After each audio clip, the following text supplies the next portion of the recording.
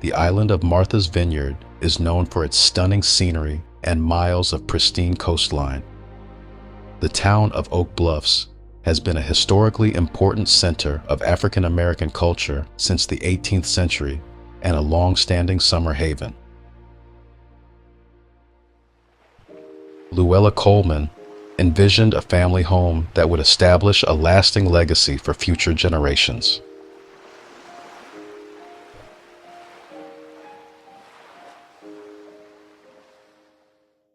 Along the African American Heritage Trail on Martha's Vineyard, you will find the home originally owned by Ralf and Luella Coleman, located at 12 Myrtle Avenue in Oak Bluffs. In 2013, Coleman Corners was dedicated as Site Number 25 on the African American Heritage Trail. The plaque on the Coleman home honors Luella's achievement and that of her husband, Ralph Meshach Coleman, who was designated the Dean of Boston's Black Theater. We were lucky enough to have Ralf Coleman direct us. He made me realize that acting is just a part of everyday life anyway. And as he often would say, that be yourself, play your role, and you're an actor. I think that Ralf Coleman is undoubtedly one of the greatest products of Boston that you could have pertaining to theatrical life. And I've known Ralph over 40 years and seen him come from practically nothing to the top run in theatrical life. He was so patient with us because we were all amateurs, and he took time. He taught us how to say the lines, to be clear and exact, to enunciate our words correctly, and the various actions we should take when we are portraying the parts of other characters. I was in the play many years ago, and Naomi was in the play also. And our children happened to go to a Roxbury school at that time, which was a few years ago, because we don't want to tell our age, see. But we had the pleasure of having Ralf Coleman as our director. They're honoring a man that was a legend in his own lifetime in black theater. He's a man that directed people like Sidney Poitier. He's a man that's created theater groups long before they became fashionable. He's been a director, a playwright, an actor himself. And Boston is proud that we have a man of this quality and character here in our community, came from here, lived, and will retire here. She sometimes looks as though she's going to die, but the theater will never die. The personal contact of actors and audience is the satisfaction of every actor or actress, be they a Hollywood star, be they a TV star, or whatever. They want the audience contact, the stage, the living theater, the greatest form of entertainment the human race has ever known.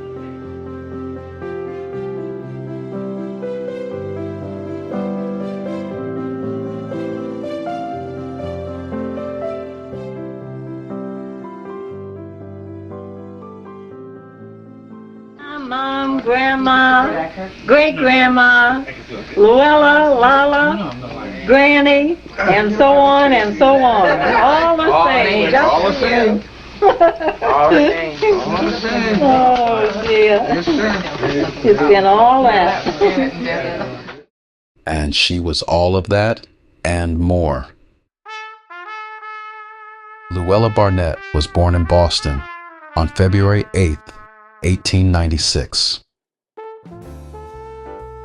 During a school break, Luella traveled with a friend to Martha's Vineyard for the first time. Luella formed a profound emotional connection with the island, making multiple visits over time. Born in Newark, New Jersey in 1898, Ralph worked as a presser in Boston's garment district, but his passion was the theater. He became a leading and renowned actor, playwright, producer, and director, and his work over 50 years helped shape the Black theater in Boston. Let's talk about what made you want to go into the theater, and then how you got into it, and some of the ways that you worked yourself through the ranks. Well,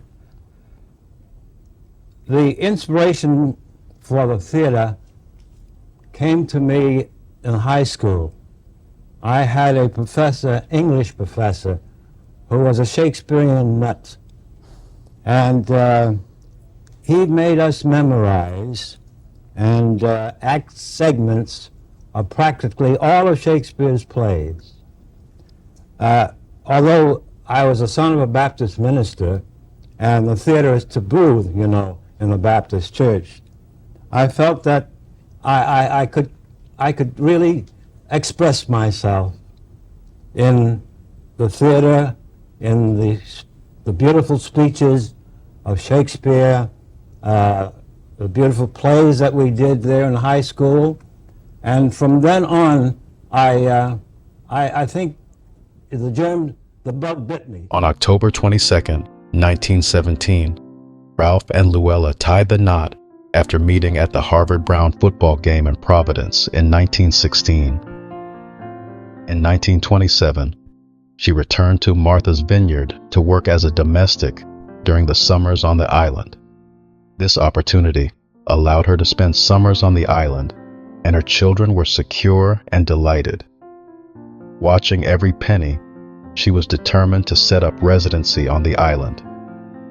While Ralph's career was on the rise, Luella managed the household and provided unwavering support for him and their children.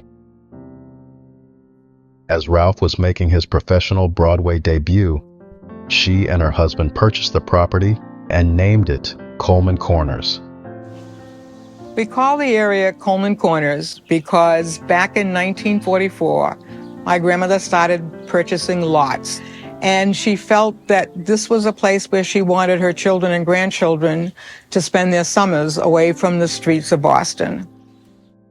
Coleman Corners became a gathering spot for family and friends.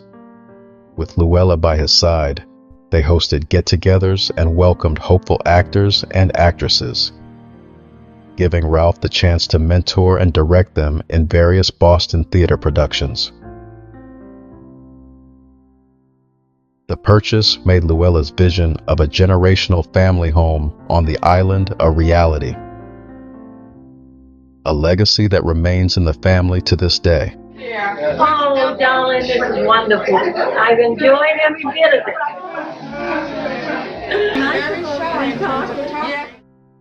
Becoming the dean of Boston's Black Theater was no easy task.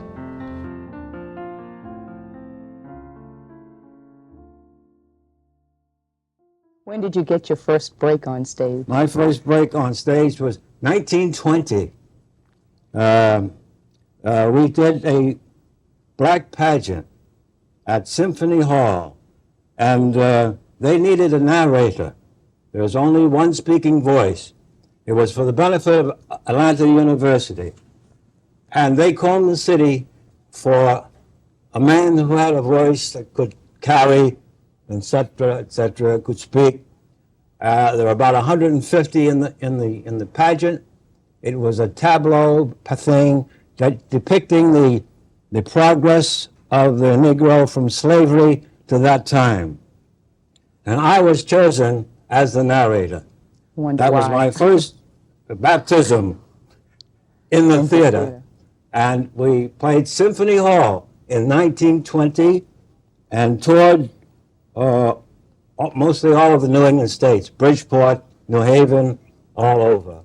That was my first break. And then you went on to Providence, Rhode Island, right? Yes. Then I went on to study. In the 30s, he formed and directed the award-winning Cedar Players in Providence. In the professional theater, you have to memorize it word for word. You can't ad-lib or add any of your own language into the script, into the original script. The author will object. He wrote the play, and he wants his words spoken as he wrote them. And there is no fooling around, putting your own words or ad-libbing. That's one of the taboos in the theater, professionally, that no actor dare fool with. So that we have cues the last lines of the speech to the actor before you is a clue. So you don't have to only memorize your lines, you have to also memorize the last lines of the person who speaks before you, so that you know the proper time to come in. Of course, a lot of mistakes happen. Sometimes they forget the lines professionally, and they don't give them the right cues. Say there's an entrance cue, the actor forgets the line, and the actor who enters is outside the door somewhere. And the difference between professionalism and amateurism is how cleverly they can cover up a mistake like that. Professional will ad-lib or call or do something that is very natural that purely fakes the audience. They don't know whether it was in the script or it wasn't in the script.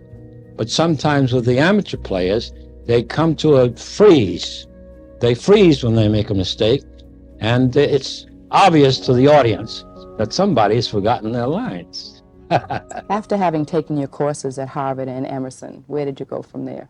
Well, I started working. I started working in the theater. 1927, I was director of the Allied Arts Center, one of the Negro cultural centers in Boston at that time, established by a black concert pianist, Maud Cuny Hare. And she had her studio at Gainsborough and Huntington Avenue. And we had all the arts represented. We had dance, Mildred Davenport, we had sculptures. In 1935, Ralph became the first black to direct a federal theater project as part of the government's Works Progress Administration, or WPA program.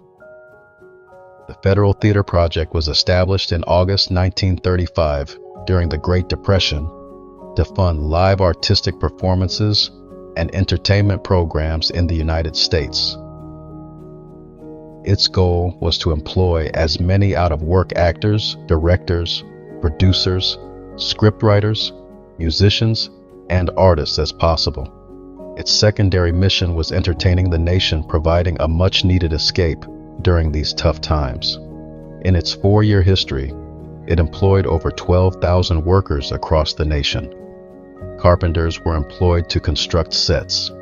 Seamstresses were hired to design costumes, and many others were hired to work behind the scenes in many capacities. Several actors, writers, and directors who worked with the FTP would go on to great fame later in their careers. I had a family to support, so my base was here. I came to Boston, and luckily the Works Progress Administration had just started Federal Theater, which we call the Federal Theater, which Franklin Delano Roosevelt established throughout the country in all the big cities of America. There was a Federal Theater. And I was lucky enough to be chosen as director of the Negro Federal Theater of Massachusetts. And I had musicians, I had dancers, I had singers, I had a whole orchestra, and plus a company of players and my own playwrights. Then you formed a lot of companies, the Boston Players, the Ralf Coleman Players, the Negro Boston Theater. Players. During the war, I had the Ralf Coleman Players, and we played the army camps and servicemen's facilities all over New England. To my husband, it was a comedy, and we played all during the War of 1934. About the same time, he had his Broadway debut as the romantic lead in the Negro drama, Roll Sweet Chariot. He started touring professionally while maintaining his interest in community theater. I had a group in Boston called the Boston Players, and we were doing a play called Scarlet Sister Mary, a black play by Julia Peterkin at the Fine Arts Theater here on Mass Avenue. It's demolished now. And Ethel Barrymore of the Royal Barrymore Theater family, they were playing the same play downtown at a downtown theater. Miss Barrymore heard that we were doing Scarlet Sister Mary, her play, and she was blacking up to do the part. And she sent a pal of hers who happened to be Margaret Hughes, who was a play broker. She had an option on a play by Paul Green called Roll Sweet Chariot. It was called Pottersfield first, but the name was changed later to Roll Sweet Chariot. She sent Miss Hughes up to see a performance of our Scarlet's Sister Mary. And after it was over, Miss Hughes came backstage, and after some beautiful congratulatory remarks, she said to us, "Would you folks like to go to Broadway?" You know, Broadway is the actor's dream in those days. To play on Broadway meant everything to every actor. It was the pinnacle of success. Of course, they were flabbergasted. They were so happy that they would have an opportunity. It's all Boston people, mind you.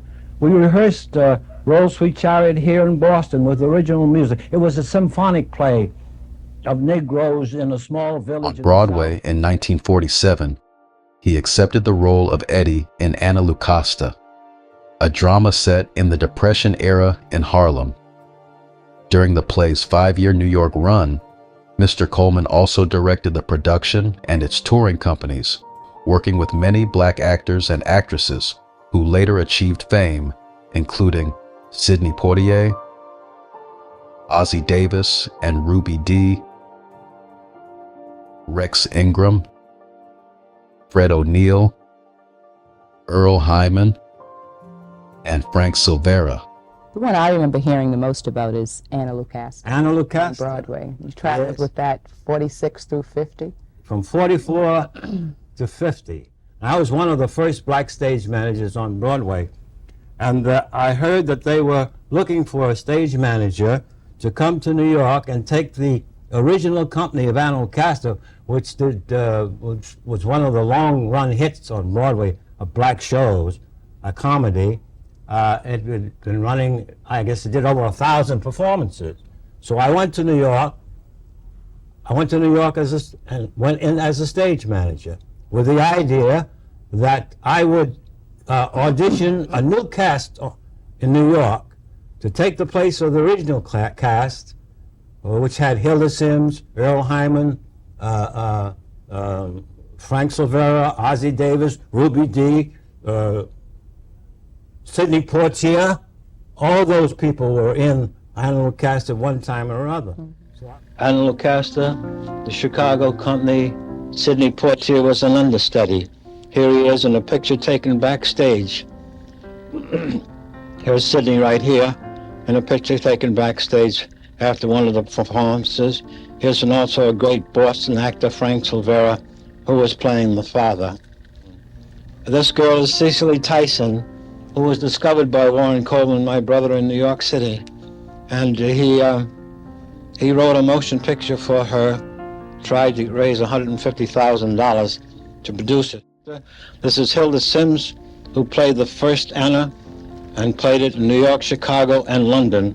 This is the late Rex Ingram, one of our great black actors who is very famous and played the father Frank in Anna Lucasta.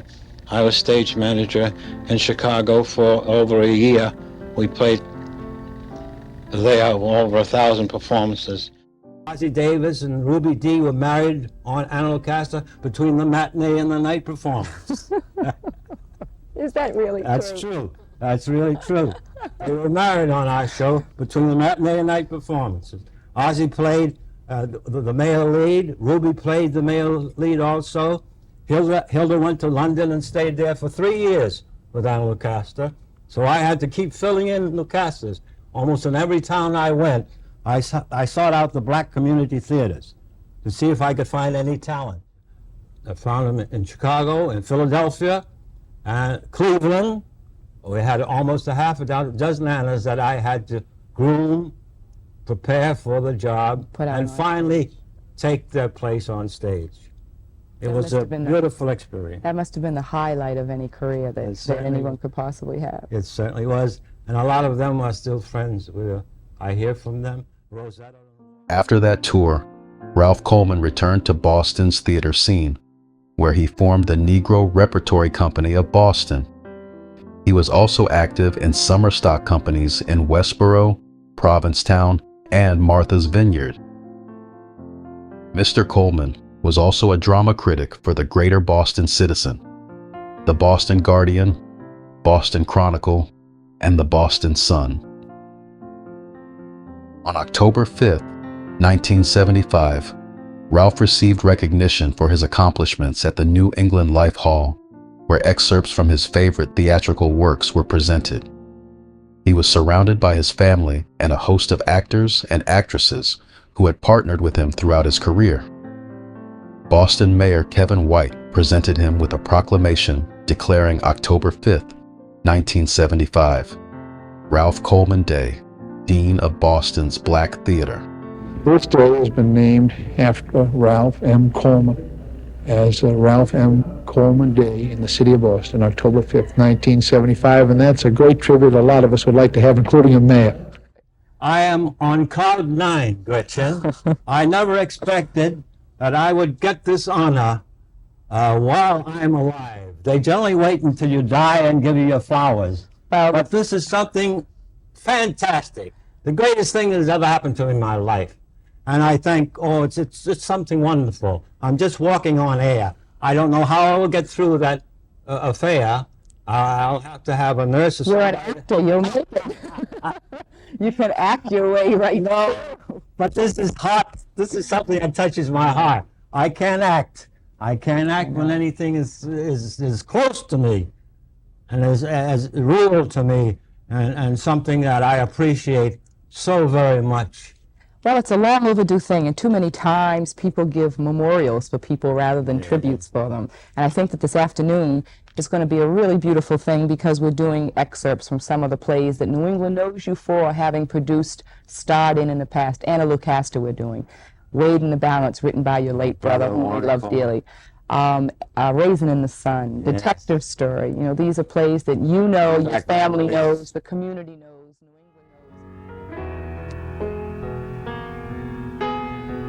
Oh, this is really the greatest thrill of my career. I had no idea that I would receive such a great honor for the things I have done, because not for fame or not for fortune, because I love the theater and I wanted to perpetuate the things that are beautiful in the theater, as I did in the early 30s, 40s.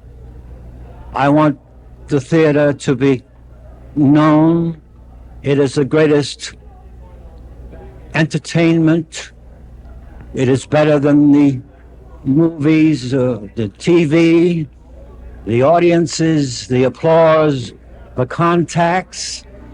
All my life, the live theater has been my second love. First love was my wife and my family. Ralph's contributions to the Black theater scene in Boston extended well past his original intentions. His work likely served as a cornerstone in developing the arts within the community. Ralph personally accepted his last award on Friday, October 16, 1976, from the New England Theater Conference. Ralf Coleman died of cancer 4 days later at the age of 78 on October the 20th, 1976. Luella remained in the residence that she and Ralph had lovingly constructed, cherishing the company of her family and friends until her final days.